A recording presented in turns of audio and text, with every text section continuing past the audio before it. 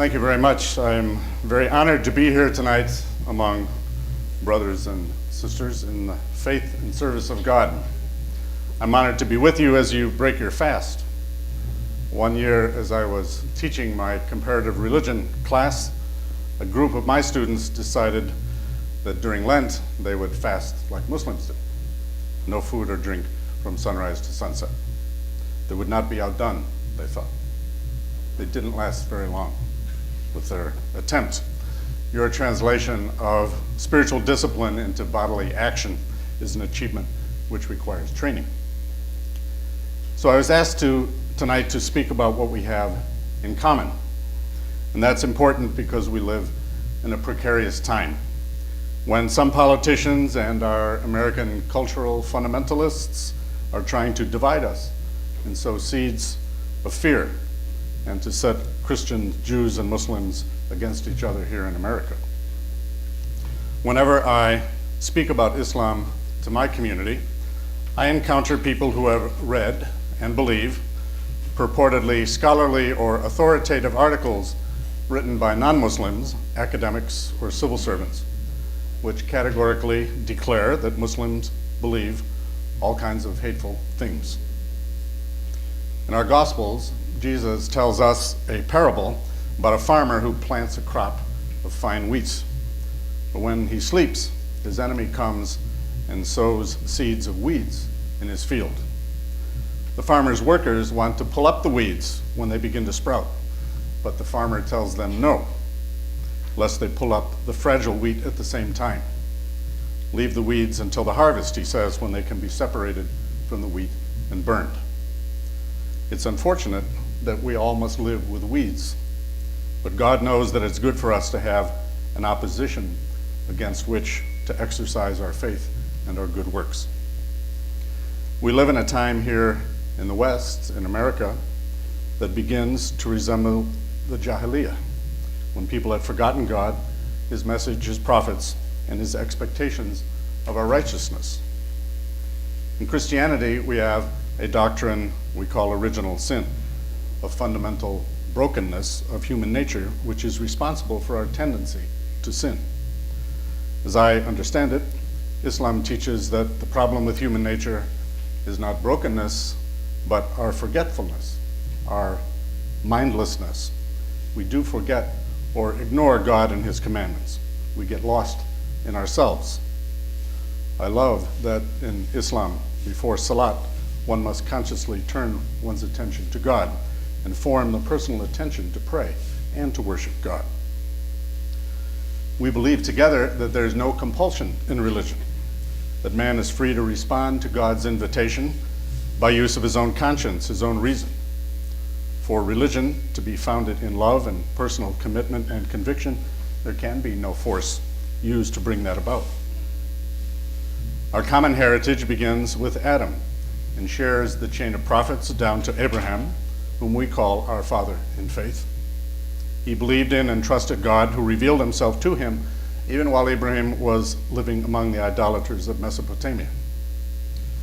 The children of Israel, and we Christians who grew out of them, descend from Abraham through his son Isaac. The prophets of Arabia and the Arab tribes descend through his son Ismail. It's to the credit of Islam and Muslims that you know and recognize and honor our branch of Abraham's lineage. It's tragic that we Christians do not know the branch of Ismail. We both recognize that God does not hide himself from his people and his creation.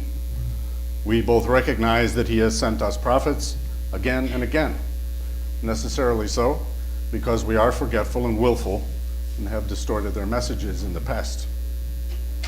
Even today, 2,000 years after Jesus, 1,437 years after the Hijrah and Muhammad, even now with the Bible and Quran to guide us, people within both our communities distort and turn their backs on the fundamental message and command of peace which they gave us. So it is up to us. We both, Christians and Muslims, believe that God is not going to send us more prophets. There will be no new message. We have had God's clear message and word already delivered to us authoritatively. Our well-developed civilization has all the tools necessary to spread this message, to teach it, and to explain it. We both recognize that God is the truth, al-haq. We both recognize that we have an obligation to make the truth known. For too long, hundreds of years, in both of our communities, too many people have perceived God as demanding, angry, and punishing. This has had tragic consequences on our mutual relationship as children of Abraham. But we both find in the essence of our faith the true nature of God, Ar-Rahman, Ar-Rahim, the merciful. This year in our church, we are spending a whole year to focus upon and rediscover for ourselves God's mercy. God commanded us to be merciful to each other, just as God is merciful to us. I've read to my students a hadith al-Qudsi, related from Abu Huraira in the Sahih Bukhari and Muslim, which says, when Allah decreed the creation, he pledged himself by writing in his book, which is laid down with him, my mercy prevails over my wrath. And this is the greatest truth. We both love and revere God's word, through which we both come to know him better and with which we worship him. Our Bible has been translated into many languages, and we Christians must diligently study the original ancient languages in which it was revealed to be sure that we truly understand what is being said. Islam has carefully preserved the precise Arabic words of the Quran, but you have to carefully study the meaning and correct interpretation of those words through the circumstances of their revelation and the context in which they're spoken. Both of us must be careful to read in the name of God and not read in our own interests or preferences.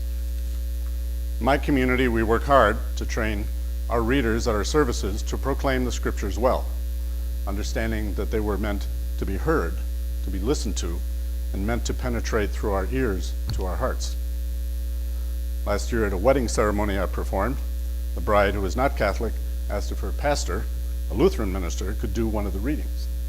I said yes. When he got up to read, he did not read, he proclaimed. He had memorized great portions of the Bible, and his so-called reading was the best proclamation of our scriptures that I've ever heard in our church. In our monastery, many of us monks eventually memorized the Psalms of David that we use in our 5 daily prayers. We chant the whole book every 2 weeks. I read recently that a 13-year-old boy had just completed his study and was now a Hafiz at the Dar al-Islam Masjid, the 44th Hafiz to have completed his study there. It's a precious tradition in Islam that so many memorize and proclaim the Quran so beautifully and faithfully.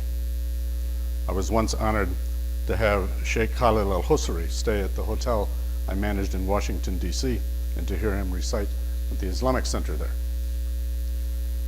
We share many things that are found in the pillars of Islam. I mentioned our 5 daily prayers, which we call the Liturgy of the Hours. It's the official prayer of the church, prayed by all priests, monks, nuns, many lay people as well. These prayers are recited before dawn, just after dawn, at noon, just before or after sunset, and before going to bed. Our season of Lent resembles Ramadan. We have some little fasts that we are required to perform, but we are supposed to give food. We are supposed to give to the poor and the hungry. Many of our churches have special collections for this. We also pray more. Churches have additional services and more people attend. Instead of fasting for discipline, we are each asked to come up with our own penance, to give up something we like and to do extra good works. We agree on the 6 articles of faith: one God, the angels, God-revealed books, prophets, judgment in the afterlife, and the supremacy of God's will and knowledge. Obviously, we have some differences in understanding some of these, but what we believe in common is more powerful. While we Christians believe in God, in a Trinity, this is an inexplicable mystery, defying human logic and understanding, because we believe more fundamentally that God is one, Allahu Ahad, Allahu Samad, and that God can do whatever he wants, Allahu Azim. We require charity. Some churches require a believer to contribute 10% of their income to charity. We do not require a specific amount, but do encourage people to consider the 10%, which is called tithing, a practice begun by Abraham when he gave 10% of his wealth to the priest king of Jerusalem, who worshipped God Al-Ali.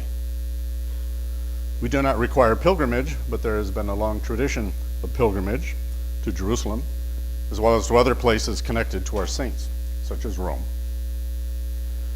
We agree on so much, but perhaps nothing is clearer today than our common belief in the God-designed complementarity of the sexes, male and female. He created us. Men and women are equal in dignity and necessity, but each sex has its own rights, privileges, and obligations, and mankind has no right to confuse these. We both believe this complementarity needs to be protected. We believe together that God's design is beauty itself. Our respective arts strive to reflect that beauty in different ways.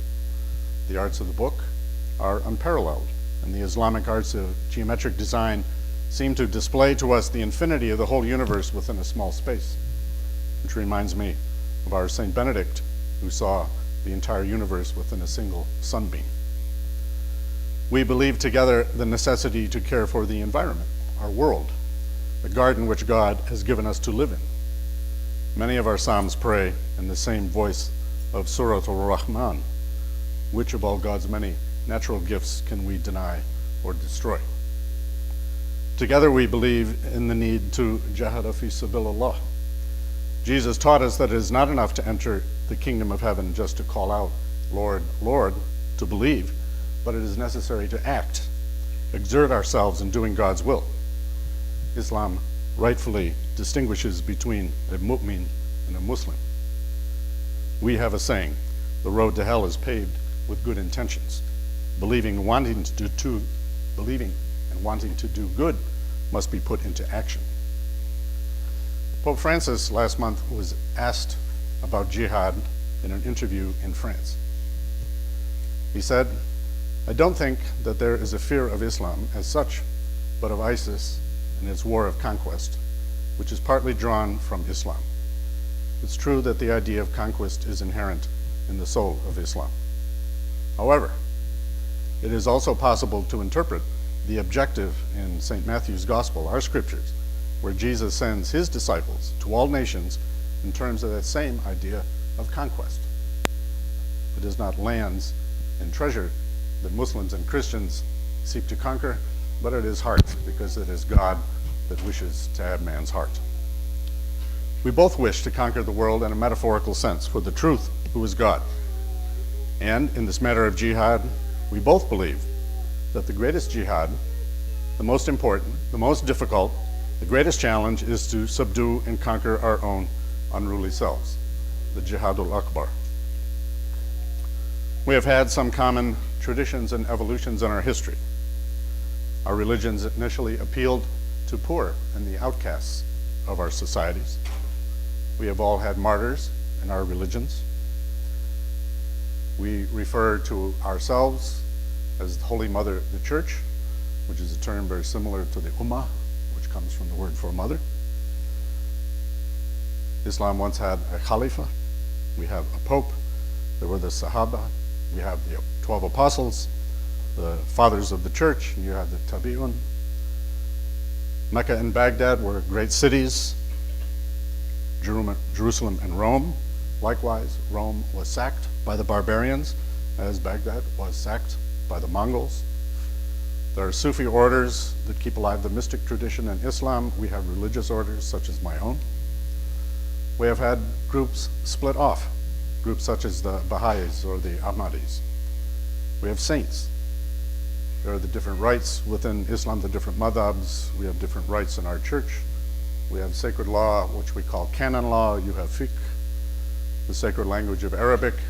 You have, our language is a little less sacred, but Latin and Greek have been used such for hundreds of years. Our people tend to take names drawn from our saints or from the Bible, as Muslims take names from the Quran or from the Asma al-Husna. And the great prayer of Christianity, the Rosary, has been derived, obviously, from the Subha of Islam. The early Christians referred to their faith and practice as the way, just as Islam is not a religion, but is the deen. We both believe, we know our way is the way to life and truth. As the Negress pointed out, the difference between our two ways is no bigger than the width of a thin line. In 2007, in Jordan, the Royal Al-Bayt Institute for Islamic Thought issued a document called A Common Word Between Us and You. It concludes, our very eternal souls are all at stake if we fail to sincerely make every effort to make peace and come together in harmony. So let our differences not cause hatred and strife between us. Let us vie with each other only in righteousness and good works. Let us respect each other, be fair, just, kind to another, and live in sincere peace, harmony, and mutual goodwill. One of our great theologians, Teilhard de Chardin, who was also a scientist, said, all that rises up must converge. All voices that rise in praise of God must, in the very nature of things, join together. May our common pursuit in the love and service of God, of all that is true and good, bring us closer together and bring peace to our families, to our nations, and to our world. Thank you so much.